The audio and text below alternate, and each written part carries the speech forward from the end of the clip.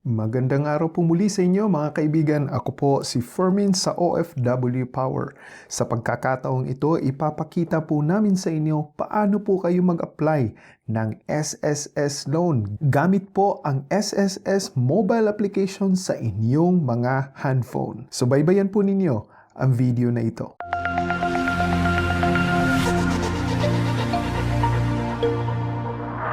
Gusto niyo po bang mag-loan sa SSS?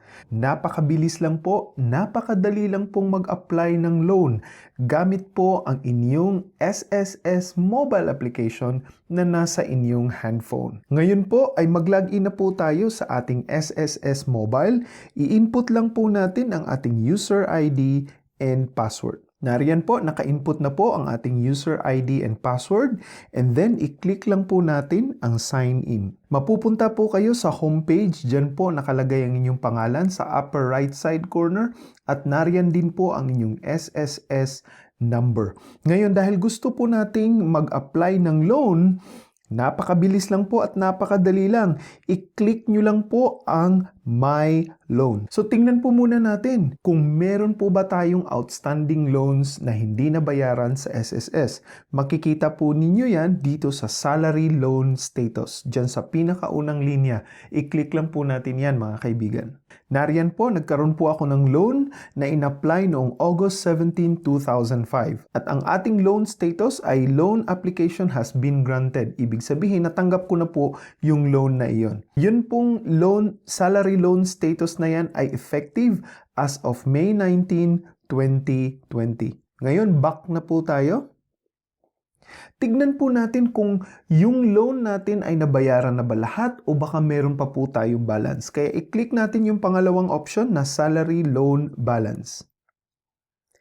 Ngayon nakita po ninyo, ang sabi ng SSS, no loan information. Ibig sabihin po noon mga kaibigan ay bayad na po ang ating loan. Ibig sabihin wala na tayong balance, zero balance. Wala na pong information na available sa SSS. Kung may balance po kayo, malamang po ay babanggitin sa inyo dito sa page na ito ng SSS na meron pa kayong balance na kailangang bayaran at magkano ang amount na inyong dapat bayaran. I-click lang po natin ng OK. Ngayon, dahil gusto na natin mag-apply ng salary loan, i-click na po natin yung pangatlong option, Apply for Salary Loan. Dito po sa Apply for Salary Loan, ipapakita po kaagad sa inyo ang kung magkano ang pwede po ninyong i-loan. Yan po ang loanable amount. So nakita po ninyo dyan, merong nakalagay 36,000. Automatic po ipapakita sa inyo ng SSS ang maximum ng loanable amount.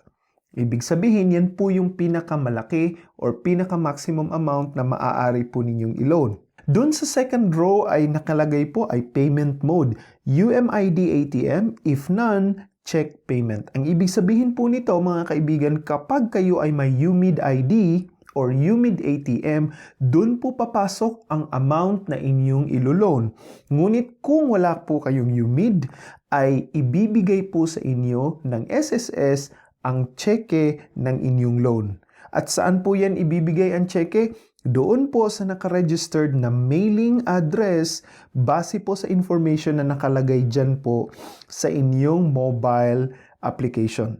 So, nariyan, nakita ko ang aking mailing address at dapat tama po at current ang inyong mailing address sapagkat dyan po ibibigay ng SSS ang inyong cheque kapag na-approve po ang inyong loan. Ngayon, punta tayo sa baba. Nandyan po ang terms and conditions for salary loan. Kaya basahin pong mabuti yan. Hindi po kayo maaaring mag-loan kung ang inyong contributions for the last 6 months ay hindi po na complete. Ibig sabihin, kailangan updated po kayo ng contribution po ninyo for the last 6 months. Maaari pong mas malaki ang pwede ninyong ma-loan kung tuloy-tuloy at wala pong patlang ang inyong contributions.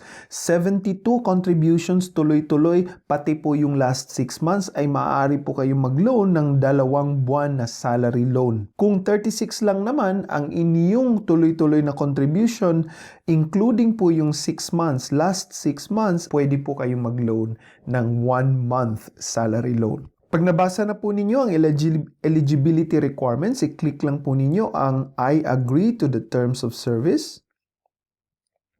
And then, nandyan po ang terms of service. Pakibasa na lang po.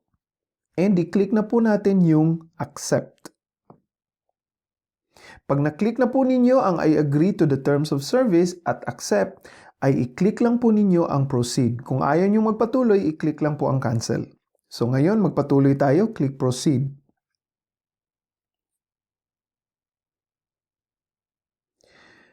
Dito po mga kaibigan ay ipapakita sa inyo ng SSS ang tinatawag na disclosure statement on loan or credit transaction.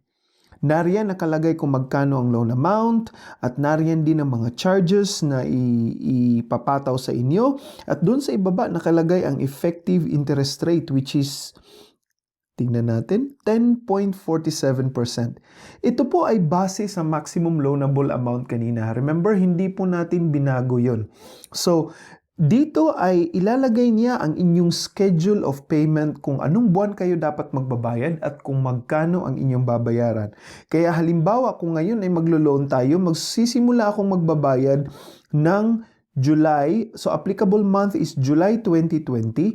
Ang due date ng pagbabayad ay 31 of August at ang babayaran ay 1,661.22. Huwag nyo na pong intindihin yung interest at principal sapagkat yan po ay i-add lang po yung interest at principal.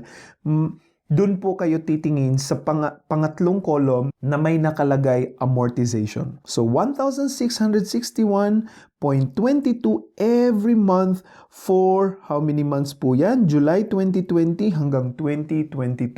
Ibig sabihin, you are allowed to pay your loan for 2 years. Ngayon po, ika-cancel ko po ito sapagkat gusto kong ipapakita sa inyo paano po kung ayaw kong mag-loan ng sobrang laki.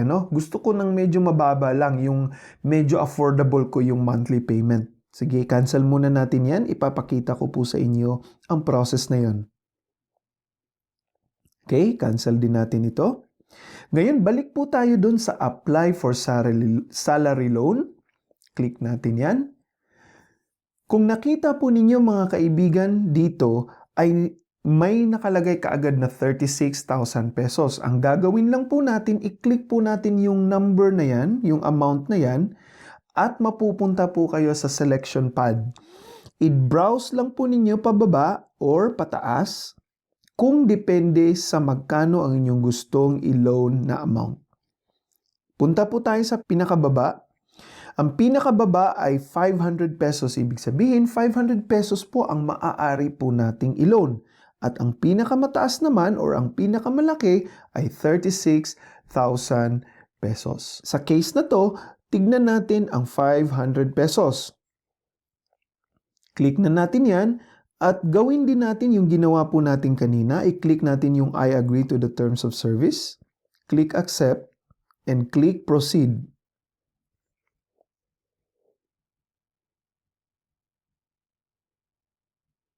Ngayon, ipapakita uli sa inyo ang disclosure statement and loan credit transaction. So nakita po ninyo dyan, nakalagay ang inyong pangalan, SSS number, pati ang loanable amount, ang mga charges na i-deduct po sa inyo at kung magkano ang interest rate. Pareho pa rin po, July 2020 hanggang June 2022, so good for 2 years, ay babayaran mo ang loan na ito. Dahil 500 pesos lang siya, kung nakita po ninyo, ang amortization ay nasa 23.07 pesos every month ang aking babayaran for 2 years. Ngayon po mga kaibigan, maaari po ninyong i-download ang form po na ito para po sa inyong kopya. Kaya ang gagawin natin, i-download natin itong form na ito. Ayan, nakita niyo po yan sa pinaka-right side, upper right side, na ayan po, na-download na po ang ating form. Kaya pwede na po tayong mag-proceed. So may kopya na po ako dito sa disclosure statement for my reference purposes. Submit na po natin. At ang nakalagay dyan ay this action will send the supplied information to SSS. Do you want to continue? Ibig sabihin, isasubmit na po natin ang ating loan application. Click lang po natin ang OK. Hindi ko po alam. Actually, ayaw kong mag-loan. I just made this video for purposes of reference at para po sa gagawin nating tutorial na ito. So, i-click na po natin ang OK. Ayan. You have successfully submitted your salary loan application to SSS on May 19, 2020. Please take note of your transaction number. LG 000773222-2 and then click OK. Ang gagawin ko po ay i-screenshot ko po ito para may reference tayo, ano? Ayan, na-screenshot na po natin. And then, i-click lang po natin yung OK. Very good. Congratulations! Nakapag-loan na po kayo. Ngayon, ang gagawin po natin mga kaibigan, balik po tayo dun sa ating status sa loan. Tignan natin kung magre-reflect dun, ano? So, back natin to. And then, i-click natin yung salary loan status. Very good. Ayan po, nakita po ninyo, meron po tayong loan date, May 19, 2020. Loan status is encoded for validation. So, ibig sabihin, na-receive na po ng SSS. Tignan natin kung ma-release ng SSS yun, ano, mga kaibigan. Dahil 500 pesos lang yun, so hindi po ako nangangamba, pwede naman nating bayaran siguro kaagad, okay lang siguro yun. Ginawa po natin yun para lang maipakita natin sa inyo kung gaano kabilis at gaano kadali mag-apply ng salary loan gamit po ang inyong SSS Mobile application. Back na po tayo mga kaibigan. Alright, this is the homepage of your SSS Mobile application. Nagawa na po natin yung ating loan. Exit na po tayo dito. Log out. Ayan. Very good. So yung ating cheque ay mapupunta daw doon sa address na nakalagay. So hihintayin ko na lang sapagkat wala naman po ako sa Pilipinas. Makikibalita na lang ako sa aking mga kasama doon sa Pilipinas kung dumating ba ang cheque na 500 pesos galing sa SSS. And then, ilalagay namin sa ibaba kung ilang araw ko na-receive ang aking cheque na in-apply ng loan sa SSS. If you like this video, give us a thumbs up. And if you don't like this video, it's okay. Give us a thumbs down so we can improve in the future. Ako po muli si Fermin sa OFW Power. Hanggang sa muli, maraming salamat po.